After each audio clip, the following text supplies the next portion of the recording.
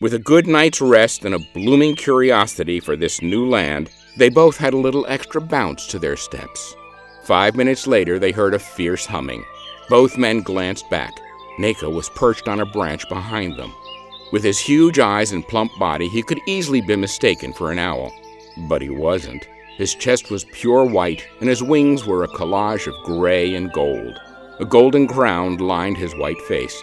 Neko cooed and whistled rapidly, faster than their eyes could follow, like a hummingbird. He lifted into the air, hovering for a moment before darting off, leaving a gust of wind in his wake. Gale looked over at Tamar. Neko found Shinor. He's close. What? He couldn't have made it this far. This explains why none of the other wardens could catch him. Gale knelt down and took out his map. He pointed to a spot not far from their location. Shinor is here. He is heading north-northwest. He's heading for that stony valley with the hills. Gale nodded. His den must be there. That makes sense. A Crayor as dominant as Shinor would have his den in the best spot in the region, and that's certainly one of the best spots. It's just like Vindari. The thickle is thin, mostly grasses, the perfect environment for a Crayor. We need to kill Shinor before he reaches his home turf, or our mission will become more dangerous. I guess we will have to save your unexplored valley for another day. Half a day later, they stopped at a shallow canyon overgrown with wild berries. To the west, the thickle was dense, an impenetrable wall of bristling life tied in a million knots. To the east, jagged hills crowded against each other. Shinor will come through here, Gale announced. This is the fastest route to his home. The old predator has proven that he follows the fastest routes. How else could he have cleared so much ground?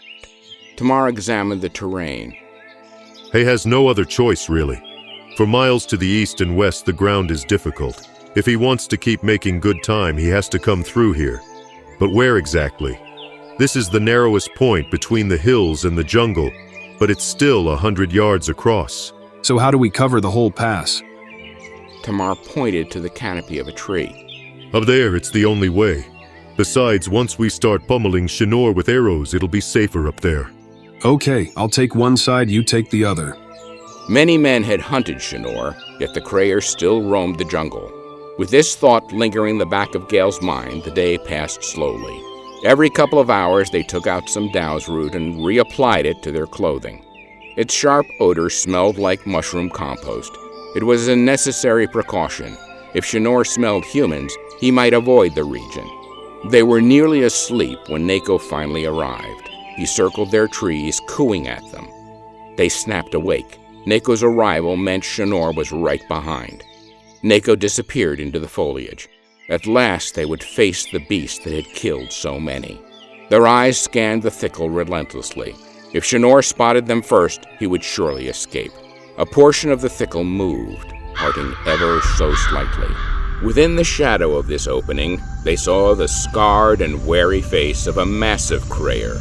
It was framed with a silver mane that must have taken him decades to grow. Shinor lived up to his reputation. His brown fur was laced with strands of silver. He was larger than any Crayer Gale had ever seen, yet slender and covered in rippling muscles. This was his jungle. None of Vindri's Crayers, nor any other Crayer seen in the wild, was his equal. He walked a few steps, then stopped, looked around, and smelled the air. He walked a few more steps, then stopped, and smelled the air again. He was suspicious of smelling Dow's root where he had never smelled it before. Tamar unleashed his arrow first. It slammed into Shinor's flank. The Crayer sprang away from the impact, arching his body to rip the arrow free with his teeth. It exploded in open air. Gale hadn't anticipated such a drastic move. His arrow missed. Shinor darted for the thickle. Embarrassed by his failure, Gale drew and fired with desperate speed. His arrow glanced off Shinor's back as he disappeared into the jungle. They both jumped down and met up where Shinor had disappeared into the jungle. They were on the brink of failing their quest. Tamar looked annoyed. Damn, that was fast. Ripped out my arrow before it could do the trick. Gale pulled his second arrow out of the ground. There was blood on the shaft. Was there poison on it? I keep a weaker, crippling poison on all my arrows. Against Shinor, it will only be enough to slow him down. They immediately gave chase. It wasn't hard to track Shinor. Broken branches, disturbed spider webs, and drops of blood made the trail obvious. Shinor had changed course. He was still heading for the hills, but he was taking a longer route that led to an obscure corner of the region. Gale, look at this. Tamar stood over something, looking down at it with wide eyes. What a clever creature. Upon a mangled stem, a few leaves shook in the breeze. It was Sindo, one of the most potent antidotes in the thickle. Shinor just cured himself. The poison isn't going to slow him. Tamar's voice was urgent. What are we going to do now? What choice do we have? We must keep following him. Yeah, but now he has the advantage. He knows we are following. By the time we catch him, we'll be fighting on his ground against his mate and eldest offspring.